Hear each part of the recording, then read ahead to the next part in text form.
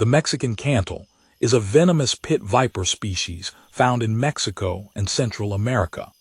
They belong in the same genus that includes notable species such as the cottonmouth, also known as the water moccasin, and the copperhead. Let's take an in-depth look at this amazing pit viper.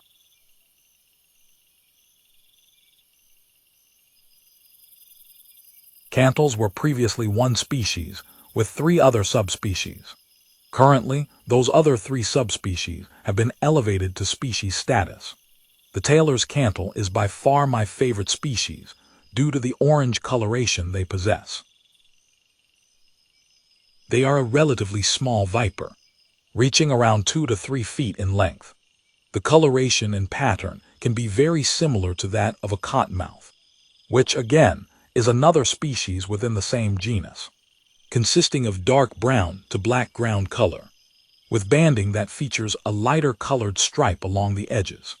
The most amazing part of their pattern, in my opinion, is their facial markings, the white to yellowish lines that goes along the top, side, and even front of their face. Baby cantils typically have a much more distinct pattern that tends to fade a bit as they age. They are also born with a greenish to yellowish tipped tail, just like copperheads and cottonmouths. They use this tail for caudal luring, sticking it up in the air, wiggling it like a worm, in order to attract prey. Unlike the copperhead and cottonmouths, adult cantils will usually still retain this tail coloration, albeit less vibrant compared to when they were a baby. Cantils are pit vipers, so between the nostrils and eyes are the loreal pits.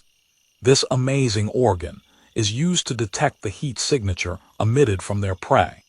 The head is also very triangular and broad, much more so than that of copperheads and cottonmouths.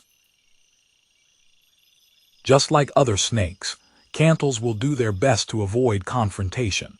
This will involve methods such as relying on camouflage to avoid detection, fleeing quickly to a hiding spot, shaking their tail, which in the leaf litter will produce a sound.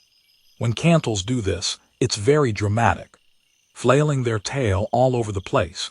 It's amazing to see. At times, their last resort would be to strike. This species is typically found in forested areas, often near bodies of water, such as streams, rivers, or ponds. They thrive in humid environments, and usually encountered in the lowlands and foothills of its range. Their venom consists primarily of hemotoxins. They are much more toxic compared to their relatives, the copperhead and cottonmouth. The purpose of venom in snakes is to subdue prey. Although a defensive bite has a chance of being dry, meaning no venom injected, there's also a chance of being envenomated. A bite should be considered an emergency in order to promptly receive anti-venom. Mexican cantils primarily feed on amphibians, small reptiles, such as lizards, and occasionally fish and small mammals. Like many pit vipers, the Mexican cantil is ovoviviparous, meaning the females give birth to live young rather than laying eggs. Babies are born fully equipped with fangs and venom. Although there's much more about cantils that I didn't go over in this video, I truly hope you learned something about this amazing animal. Click like and subscribe, and I'll see you in the next video.